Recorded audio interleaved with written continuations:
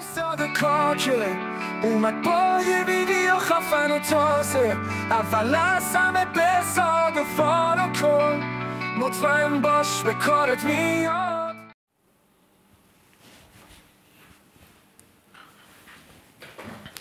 سلام دوستان، من بهزاد هستم، فعال حوزه دخانیات و مدیر سایت پخش جالی نیوز. در این ویدیو قصد داریم که شما رو با مغازه عمده فروشی دخانیات آشنا کنیم. امیدوارم که این ویدیو مفید براتون باشه.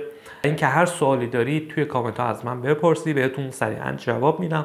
با ما تعامل داشته باشید، ما رو لایک کنید، سابسکرایب کنید، از ما حمایت کنید. مطمئنم میتونیم با هم دیگه یک اتفاقات خوبی رقم بزنیم در زمینه دخانیات. خب قبل اینکه ویدیو رو ببینید حتما بگم که ویدیو رو کامل تا آخر ببینید، چون هر ویدیو ما یه جایزه داره که شرایطش رو میتونید تو سایت پخش دخانیات جالی نیوز ببینید.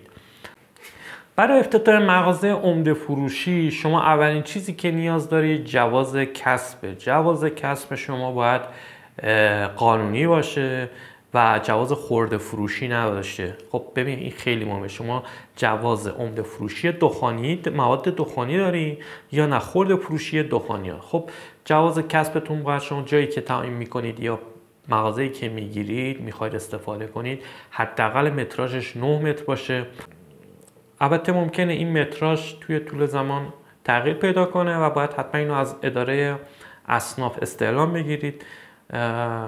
جواز حتما باید داشته باشید. چرا؟ چون که اگه تغییرات مغازه شما سر بزنه و جنس کالایی رو در مغازه شما ببینه که بدون فاکتور خریداری شده، میتونه اونو توقیف کنه. خب و بابت اون شما باید برید جریمه بدی، حالا جنس ایرانی باشه و یا خارجی. پس حتما جواز رو بگیرید تا به مشکل بر نخورید. بعد شغل عمده فروشی دخانیات تقریبا یه شغل نیمه وقت هستش. چرا؟ چون معمولا شغل دخانیاتی به خصوص قسمت سیگارش بین ساعت 11 تا 1 ظهر قیمت سیگار در میاد. خب این خیلی مهمه. شما که نمی از مثل خیلی شغلای دیگه مثلا خدماتی یا هر چی بیا ساعت 8 صبح واکنیم، نیاز نیست. نه، کاری مغازه عمده فروشی تقریبا نیمه وقت هست. یعنی چی؟ یعنی اینکه شما نیاز نیست تمام وقت تا شب اونجا باشی. شما میای صبح وا میکنی تا غروب مغازت بازه و به اصطلاح کارتو انجام میدی، بعد میری دیگه پی زندگیتون.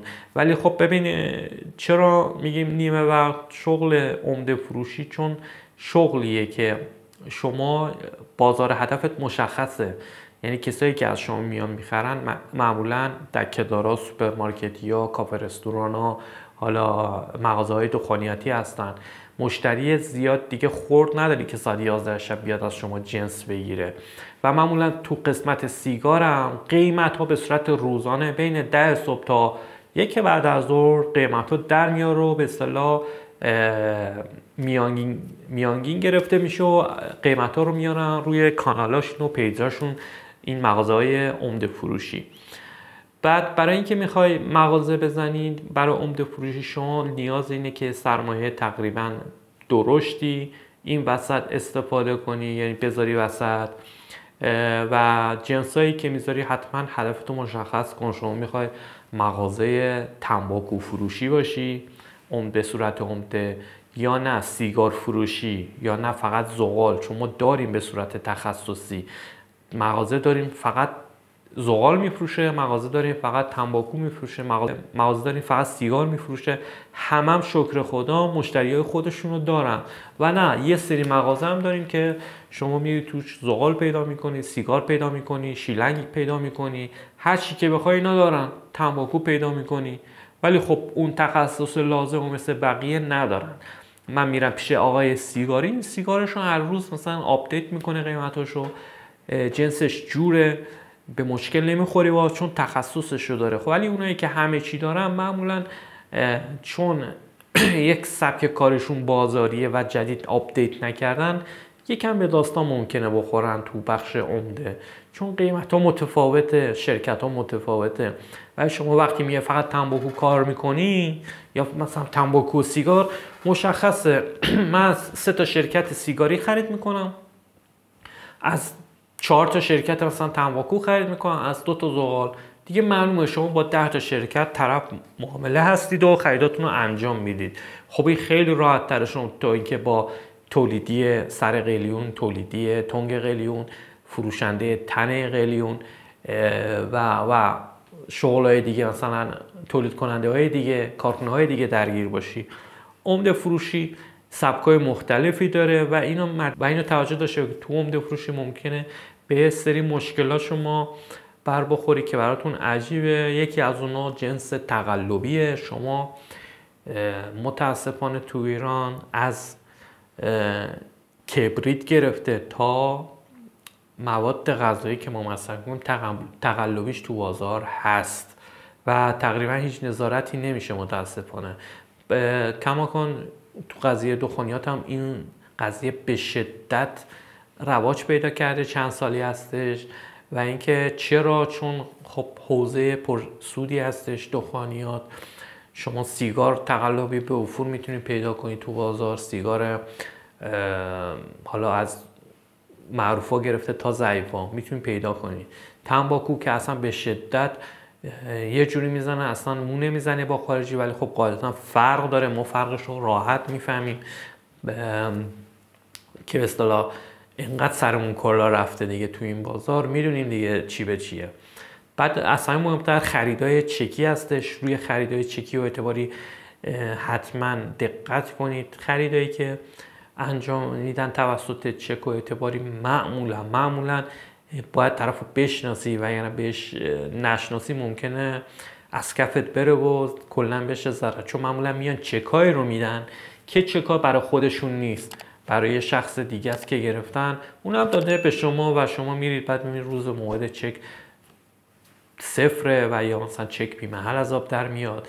بعد نمیتونید دیگه به پولت برسی. حالا بری شما تا دادگاه حقوقی و هزینه دادرسی و اینا بدی و 1 سال 2 سال طول میشه تا به حقت برسی. و اگه تازه اثبات بشه این قضیه، پس دقت کنید تو عمده فروشی، تو بخش اعتباریتون اگه هم چکی میگیرید، چک رو شما سعی کنید مستقیم نگیرید. یعنی منی که صادر کننده چک هستم میخوام از شما خرید کنم، چک رو مستقیم از خودم نگیرید. سعی بگید چک آقا من به اسم خانومم، به اسم دوستم، به اسم یه آشنایی بزنم، ایشون هم همراهش باشه، ایشون هم بیاد چک رو به شما انتقال بده. یعنی شما اگه از من نتونستی به پول برسی، چک من که کشیدم پول نداشت، شما بری از اون نفری که زهرنویسی کرده، یعنی چک رو گرفته و بعد انتقال داده به شما، بری از اون شکایت کنی پولتو بگیری. پس این یه حالت برد بیشتری داره تو زمینه اعتباریتون، فروش‌های اعتباریتون. این کار رو حتما بکنید. اگر طرف ناآشناست تو زمینه عمده دخانیاتی، حتما ازش سفته بگیرید. یه قرارداد حتما داشته باشید. این خیلی مهمه عزیزان. ببینید من 10 مورد میبینم تو ما بچهای عمده فروش تو اقصانقات ایران به مشکل میخورن سر این حساب کتابا. چرا؟ چون رسیدی از شخص نداشتن. آقا من 10 کارتون به اینشون تنباکو دادم، 20 کارتون به ایشون سیگار دادم، رسیدی نداشتم بابت این قضیه تو دادگاه ارائه بدم. چی؟ پولشون میپره، جنسشون میپره، کلی ضرر میکنن. اصلا فکر نکنی که خرید اعتباری یا فروش اعتباری چون قیمت بالاتر میدی سود میکنی. نه، اصلا اینطوری نیست. کافیه یه دونه اعتباری شما پاس نشه، کل سود چند سالتون میبره.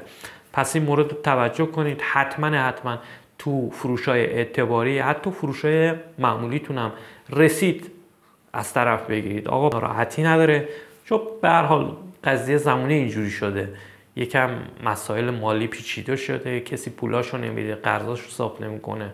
حالا امیدواریم که درست بشه. بعد مورد بعدی برای مغازه عمده فروشی، حتما سعی کنید تو اون راسته که اصناف اون مورد هستن داشته باشید، چون اونجا راحت‌تر میتونید معامله کنید. جنسی نداشته باشید، از بغلیتون بگیرید. حتی میدونی که مثلا خب اینا دارن همه طور مثال بنگ، مزایا، فاخر، وینستون، کنتینا میفروشن. شما میری یه برند جدید خودت مذاکره میکنی از یه شرکت، میگه آقا من تو بازار، تو مغازه عمده فروشا میخوام این برند رو جا بندازم. اونجا راحت‌تر میتونی بری اون برند رو بین برندهای دیگه جا بندازی، حتی تعامل داشته باشی، به مغازه بغلیت بدی، اونم برات بفروشه.